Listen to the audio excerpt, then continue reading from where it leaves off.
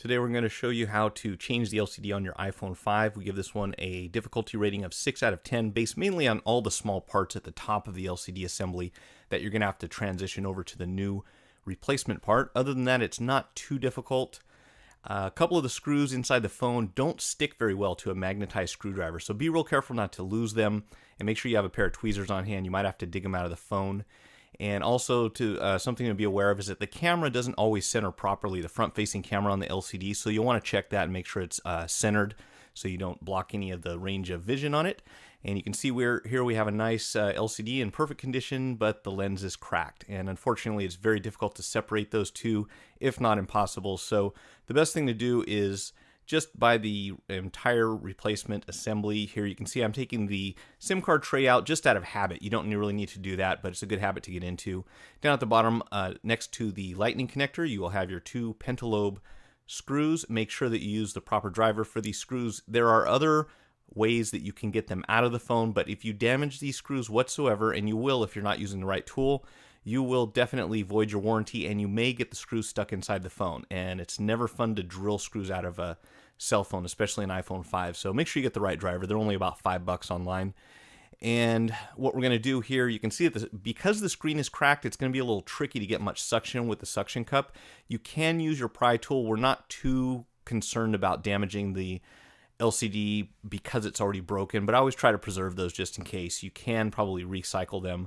So what I'll do normally is take a piece of wide strapping tape and just go across the front, and it's okay to tape over the home button because the home button is going to be attached to the LCD, not to the inside of the phone like they are on the iPhone 4 or the old 3G and 3GS.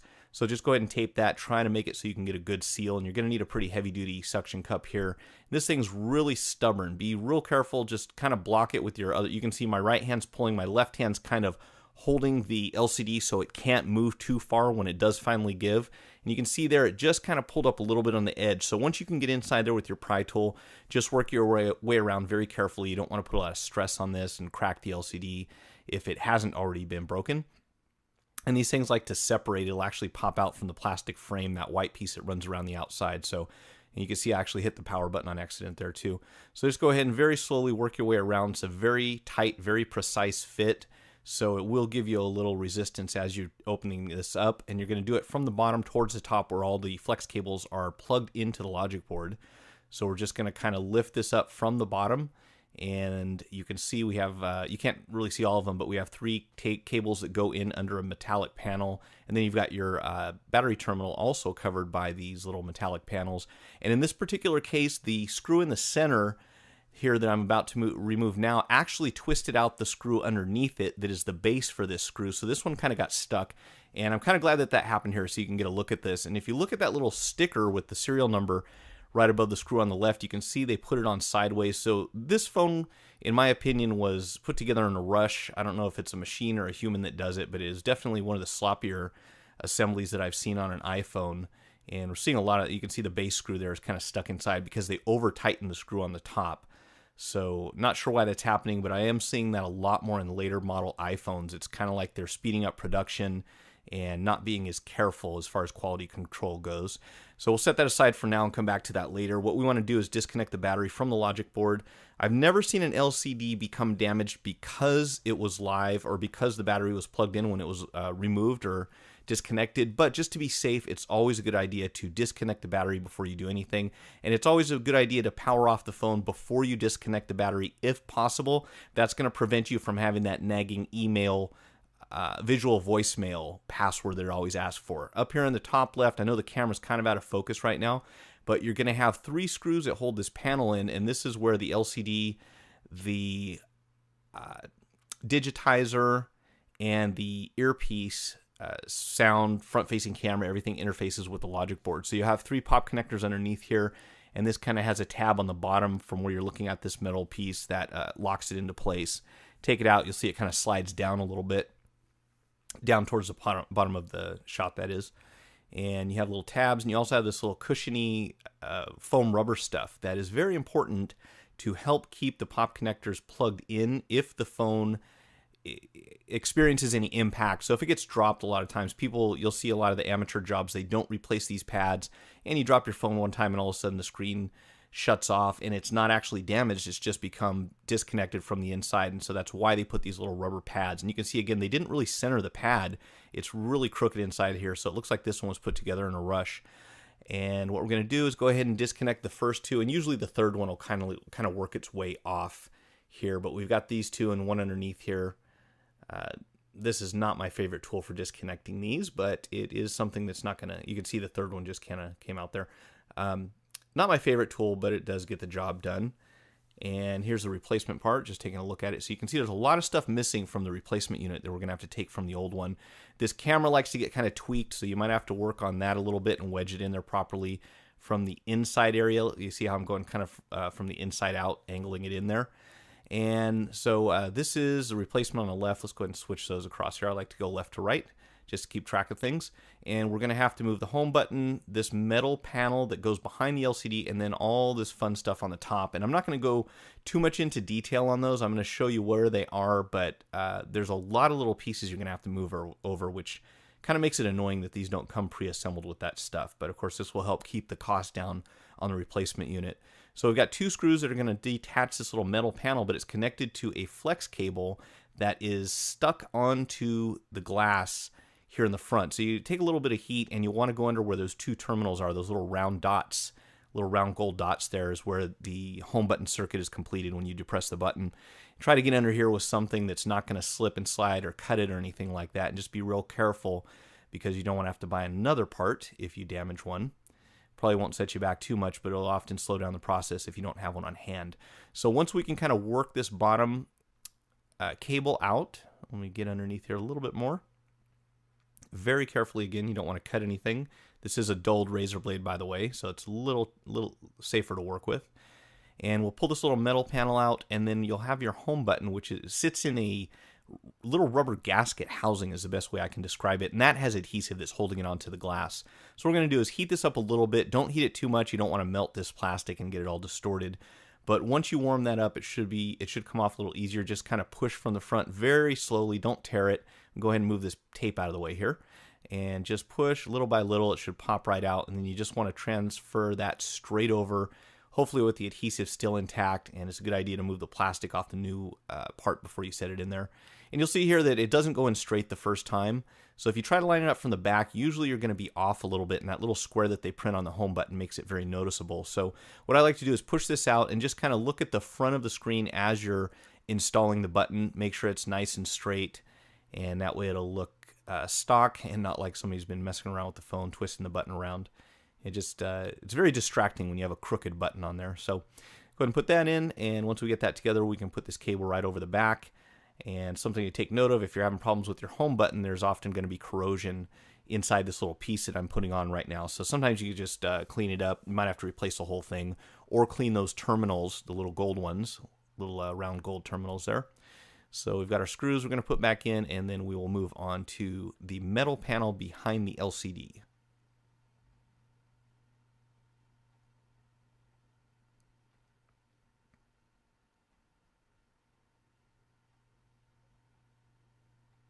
So here we're going to have a series of screws along the sides, one at the top and one at the bottom. These will all have to come out so we can move this panel over. And if you take a look at the replacement part on the right-hand side, you'll see a little red film that kind of covers the back of the LCD. We're going to take that off also before we apply this. And I don't know why I took those two screws out first. Those could actually wait till later, the ones that are on the earpiece. But go ahead and take all the screws out from the metal frame. And very carefully lift it out just to make sure you haven't forgotten anything. You can see I actually forgot the one on the bottom there before I started to pull it apart. But you'll notice real quickly if you run into any resistance that there's something holding it in place. So let's just pull right off. This part's relatively easy and straightforward. Remember not to mix up your screws. These are different lengths pretty much throughout the phone. So you want to keep those well organized if you don't know where they go. And we'll move over here. Go ahead and take the red piece off the back. And then you can install the panel. Nothing too complicated here.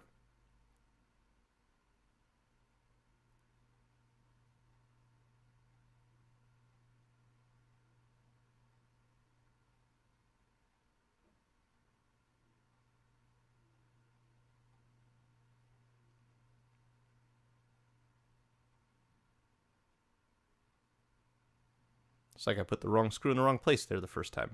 So that one actually goes down at the bottom. And sometimes they're tricky to get these things to stay on the screwdriver. You magnetize them, they don't stick. They're, like I mentioned earlier, there are a couple screws that are made of some sort of alloy that just doesn't hold onto the magnet very well. So you might have to start them with a pair of tweezers or something, line them up first before you start twisting. So we got the middle panel on the back now. We're going to go to the top, and I'm not going to narrate this entire part. There's nothing really that complicated. It's just kind of a pain because there's a lot of small parts here. So you've got the guard that goes over the back here where those two screws came out for the earpiece. And then underneath here, we're going to have a series of cables and plastic plastic pieces, gaskets, just a whole bunch of weird stuff that pretty much locks the dust out and keeps everything lined up nice and straight. And this kind of peels back a little bit here, and then it's also got some adhesive holding it in. That's your front-facing camera there and your proximity sensor, all kind of in one area. And it's all attached to this flex cable that you see hanging off the assembly here. And I'm going to heat this up so we can get underneath that piece that's stuck on the top.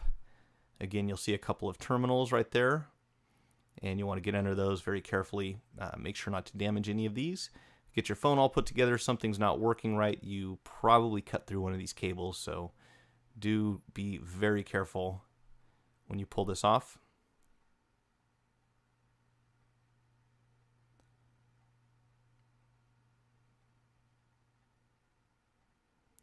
And I do want to mention that when we get to the front here in a minute, you will see a big round piece there I'm kind of pointing to that goes, it's the dust protector for the front-facing camera. This thing is actually glued onto the glass. There's a little one here I'm taking off first. And these are kind of a pain to manipulate, especially since look like my tweezers were bent there a little bit. But this little plastic piece, you'll see, I'll come back to it in a minute, and it's just going to fly across the room. So the big one there where you can actually see through the top of the lens. When you get to that, be very careful and make sure you're in an area where you can kind of catch anything that goes flying, because that definitely will come off and tends to end up on the other side of the room if you're not careful.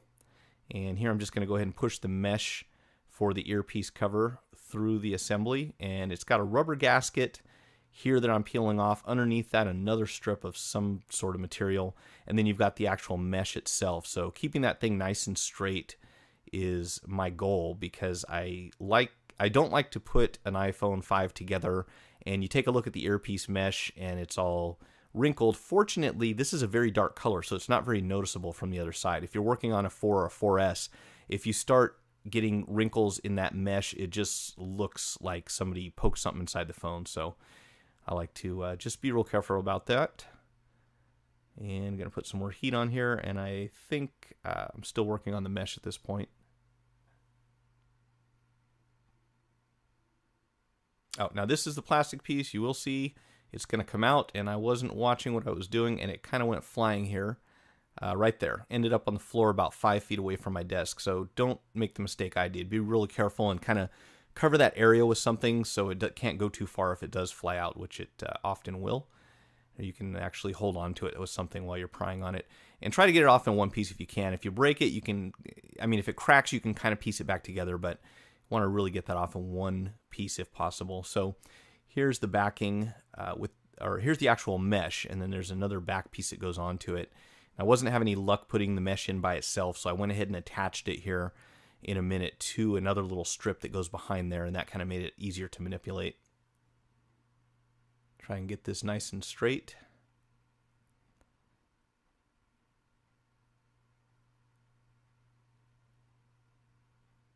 And you can see it just doesn't really have anything holding it in place. You can always add a little bit of adhesive, double stick adhesive if you need to. But I found that taking this other piece that goes behind it and just sticking the two back together made it the easiest to work with.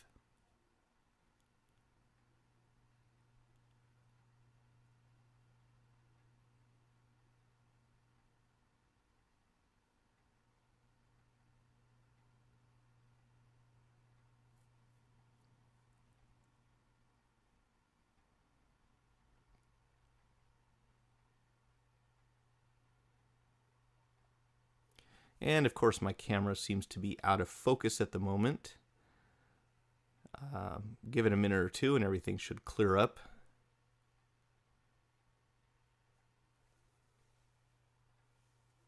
All right, there we go. Now we can see what we're doing, and actually had to leave the table to go find this little plastic piece.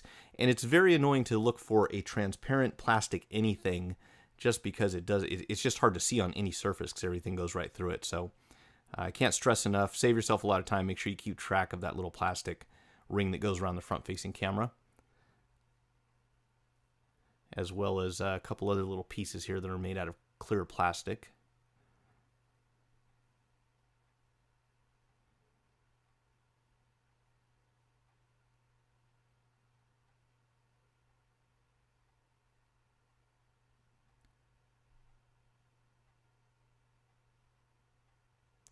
And these little things are really a pain to work with as well.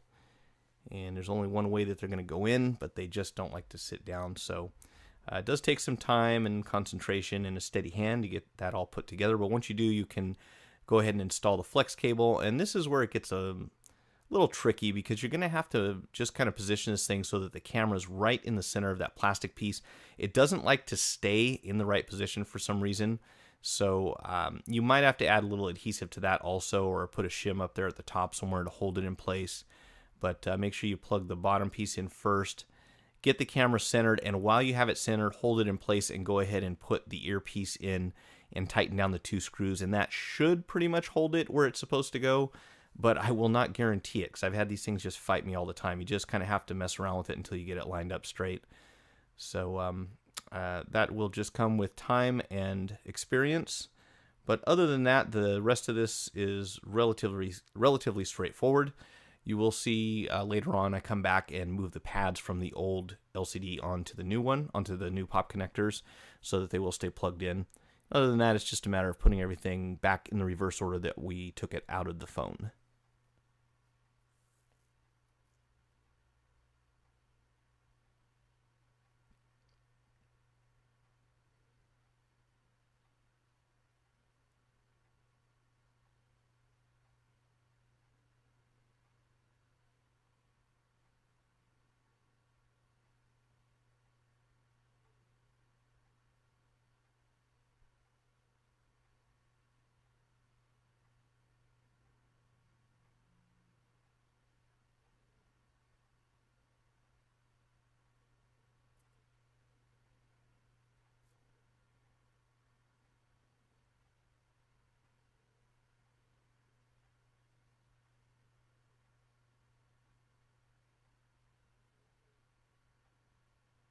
I don't know if you noticed, but on the top right-hand corner there, you can see that there's a little plastic piece that I seem to have left out of the phone. So I will probably go back off camera and put that back into position.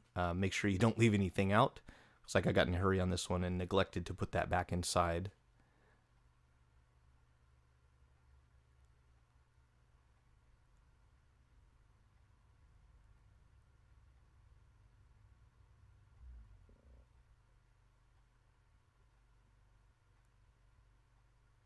And there you can see, as usually what happens, I take a look around and notice that there is an extra piece here, and that's got to go back inside the phone. So hopefully you don't make that mistake when you're trying to keep track of what's going on in the video and put a phone back together at the same time. Sometimes you lose track, but we'll go ahead and put this all back together and get everything screwed down. If you like, you can skip ahead to the part where I actually plug everything in. This is just getting all the pieces back inside where they need to go.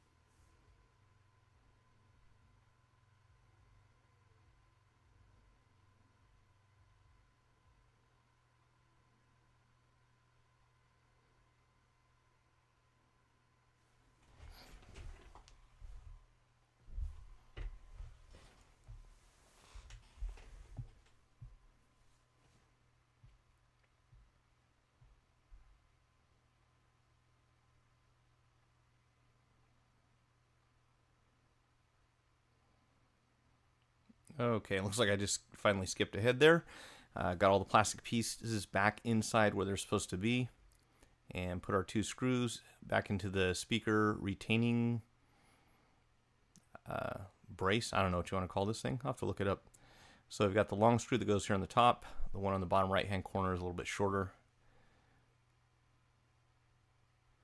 Make sure you don't mix those up. I've seen people put long screws in areas where they're not supposed to go and go all the way through the screen and shatter it. So you want to make sure you don't make that mistake. Okay, so now we've got the front assembly all in one piece. And all we're going to need to do now is transfer the pads onto the pop connectors. Well, unless there's one more thing. I think I backed this off a little bit just to kind of line up the front camera, most likely. And then we're going to start to plug this in and then realize that I forgot to put the pads on. So I'll go ahead and get all that stuff moved over. Use a little bit of heat if you have to. Fortunately, these are a lot easier to work with than that little thin strip that they have on the iPhone 4 digitizer, I believe it is. These are a little bit thicker. They're more like the 4S, so they're easy enough to get under and pull them off in one piece, and then you can just transfer them straight over. I found that it really makes a big difference if you make sure to line them up perfectly straight, because when you go to attach these pop connectors, it's a little difficult to see what you're doing because you've got your finger on top of it. But if you use the pad on the back of the pop connector as a guide, it will help you get centered unless they are not in the right position, in which case it's usually very misleading and you have a very difficult time plugging them in. So try to get these as straight and as centered as you can. It looks like I did actually lose a little bit of that one in the process there.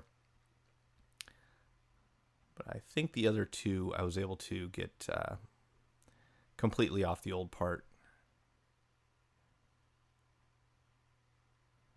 And so be real careful when you're plugging these in. It's a little tricky to get them centered perfectly, but you never want to apply force. If you damage those pop connectors on the logic board, you're pretty much not going to have anything that's useful as far as a phone goes, because if the interface for the LCD is damaged, you won't be able to see the screen, and at that point your phone is pretty useless. So if you damage the replacement LCD, you can always buy another one, but that's going to set you back a couple hundred at least as of today. And you can see I'm really kind of struggling there because this pad is not centered. So I'm going to go back here and pull this off and just kind of get it into the right position so we can have a better idea of where this thing lines up.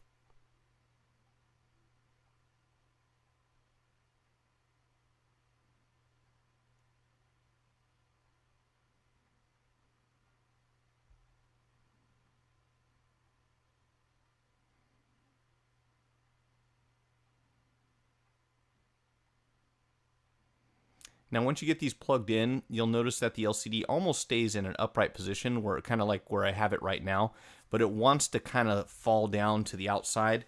So it's usually a good idea to kind of wedge something up to the where my left hand would be behind the glass, just so it stays in the upright position. I usually do it with one hand and just kind of work the screwdriver with the other hand, but if you have trouble getting the screws onto the driver and you need both hands free, you can just kind of put something behind there. It doesn't matter what it is, really. Another phone, yellow pages, bookend, whatever works for you. You don't need anything fancy. I've seen some people actually go out and buy a special suction cup just to hold the LCD in place, and if that works for you, nothing wrong with it. But what we're going to do here is not put any tension on the flex cable, so you don't want this thing laying down towards the outside in the flattened position, because that will actually usually cause them to become unplugged, or you can actually damage them if you're very unlucky. So you can see here, this is getting these screws onto the screwdriver can be challenging, especially this last one. It just doesn't like to stick.